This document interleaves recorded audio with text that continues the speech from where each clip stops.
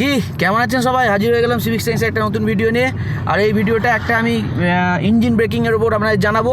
এই মুহূর্তে আমি রয়েছি উত্তরাখণ্ডে, আমরা রয়েছি মুন্সিয়ারির পথে। আর এখন আমরা পাহাড়ের ঢাল থেকে নামছি। তো আমি আপনাদের দেখাবো ইঞ্জিন ব্রেকিং কীভাবে করতে হয়, কীভাবে আপনারা ব্যবহার করবেন। কারণ পাহাড়ের ঢালে যদি আপনি সবসময় ব্রেক ইউজ করেন তাহলে কিন্তু আপনার ব্রেক গরম হয়ে ব্রেক ফেল হয়ে যাবে। তো ইঞ্জিন লো গিয়ারে ইঞ্জিনকে রেখে ইঞ্জিন ব্রেকিংকে ইউজ করে, মানে ইঞ্জিন যদি ফার্স্ট গিয়ার আপনি দেন, স্বাভাবিকভাবে গাড়ির স্পিড বেশি উঠবে না, 30-এ উঠলে গো করবে ইঞ্জিন, অর্থাৎ ইঞ্জিন গাড়িকে পেছনে টানবে। তো এইটাকে ইঞ্জিন ব্রেকিং বলে, এটা ম্যাক্সিমাম ইউজ করতে হয়। তো দেখুন এই যে এখন আমরা ঢালে আছি, দেখুন এখন কোন গিয়ারে নামছি, সেকেন্ড গিয়ার। যেখানে মোটামুটি ঢাল থাকবে সেখানে কিন্তু এরকম সেকেন্ড গিয়ারে নামবেন। এই ঢাল দেখছেন, থার্ড গিয়ারেও নামা যায়। আমি থার্ড গিয়ারে নামছি না এই কারণে, কারণ থার্ড গিয়ারে এই ধীরে ধীরে না অনেকটা মোমেন্টাম গেইন করে নেবে, তখন আবার আমায় সেকেন্ডে শিফট করতে হবে, সেটা আমি চাইছি না। আর মাঝে মাঝে এরকম হালকা হালকা করে দেখুন, হালকা হালকা করে ব্রেক পাম্প করতে হবে। ব্রেক কিন্তু ধরে রাখলে হবে না, পাম্প করবো ছাড়বো, যেখানে দেখবো আমার গতি বেড়ে যাচ্ছে একটু ব্রেক পাম্প করবো ছাড়বো। আর বাকি গাড়িকে আমার এই দেখুন পায়ে দেখুন কোনো অ্যাক্সিলেটার ব্রেকে কোনো আমার কিন্তু নেই, হ্যাঁ আমি পুরো ছেড়ে দিয়েছি। আর এই যে এখানে ঢাল দেখুন, এখানে আমি হালকা করে পাম্প করবো। এই যে দেখুন হালকা করে পাম্প করছি, হালকা করে পাম্প করছি, ঠিক আছে? তো পুরোটাই ইঞ্জিন ব্রেকিং গাড়ি নামবে। আর এই যে ঢাল দেখুন, এই যে ঢাল কীভাবে নামছে দেখুন। আমি কিন্তু এখানে একদমই গতি বাড়াবো না। আর যদি খুব ঢাল হয়, প্রবল ঢাল হয়, তাহলে কিন্তু আপনাকে ফার্স্ট গিয়ারে শিফট করে নিতে হবে, ফার্স্ট গিয়ারেই নামতে হবে। তো এখানে সেরকম প্রবল ঢাল নেই, ধীরে ধীরে ঢালটা গেইন করছে, মানে আমরা নিচের দিকে নামছি। সেকেন্ড গিয়ার, থার্ড গিয়ারেও নামা যায়। থার্ড গিয়ারে আমি অতটা গাড়ির যে সাসপেনশন বলুন, ব্রেক বলুন, এগুলোকে লোড দিতে চাইছি না, যে কারণে সেকেন্ড গিয়ারেই ধীরে ধীরে নামছি। আর গাড়ির স্পিড এখন যদি আপনি বলেন তাহলে দেখবেন এই যে এবার দেখুন গাড়ি একটু মোমেন্টাম গেইন করে নিয়েছে, ঠিক আছে? এইখানটা দেখুন, এখানে আবার এই যে ব্রেক করতে হলো, এখানে ব্রেক করে এবার আস্তে আস্তে আমায় গেইন করতে হবে, ঠিক আছে? এই যে গাড়ি কিন্তু নিজেই নামবে, আমার কিচ্ছু করতে হবে না। আর গাড়ি এমনি নিজেই যে ঢালে নামবে, এখানে মেঘলা হয়ে গেছে, খুব সুন্দর ভিউ, সামনে ভিউটা দেখুন। আর এই যে গাড়ি দেখুন, দেখছে ঢাল দেখুন, ঢালটা দেখুন।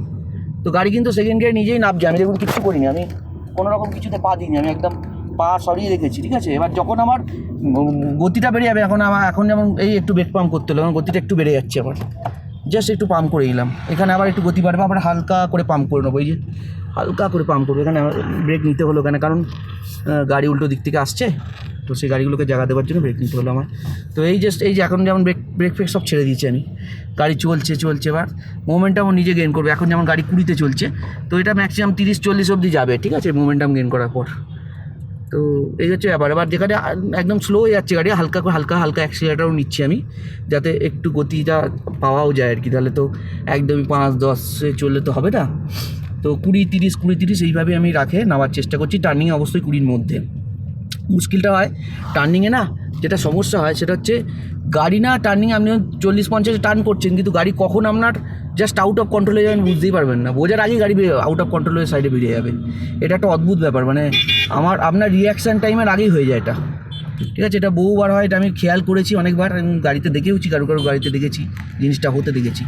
তো এইটা খুব সাবধান, যে কারণে একদম স্পিড যত কম রাখবেন তত ভালো, ঠিক আছে? দেখুন আমি এখন এই যে 25-26 গাড়ি নিজে মোমেন্টাম গেইন করছে, ঠিক আছে?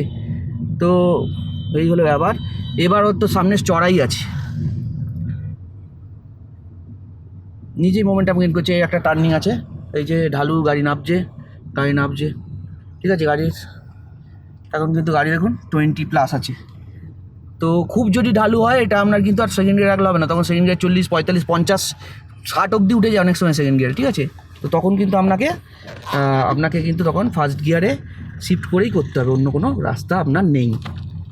তো এবার আবার আমার ওঠার রয়েছে, সামনে ঢালু ছিল, ঢালু পোর্শন হয়ে গেল। তো আশা করি আমি কিছুটা বোঝাতে পেরেছি কীভাবে ইঞ্জিন ব্রেকিং আপনি ইউজ করবেন গাড়ি চালানো, ড্রাইভ প্র্যাকটিক্যাল ডেমো। আর ইঞ্জিন ব্রেকিং ইউজ করে কী করে পাহাড়ে গাড়িকে কন্ট্রোলে রাখবেন। যদি খুব স্টিপ হয়, সেরকম কোনো জায়গায় আমি ফার্স্ট গিয়ারে আপনাদের দেখাতে পারলাম না, কিন্তু ফার্স্ট গিয়ারে দিয়ে আপনাকে করতে হবে। আর একই রকম ব্রেক পাম্প করবেন, ব্রেক কিন্তু কন্টিনিউয়াসলি ধরে থাকবেন, ধরলে কিন্তু মুশকিল হয়ে যাবে। তো আবার দেখা হবে আপনার সাথে সিভিক সেন্সের আগামী একটা এপিসোডে। সঙ্গে থাকবেন, ভালো থাকবেন, ধন্যবাদ।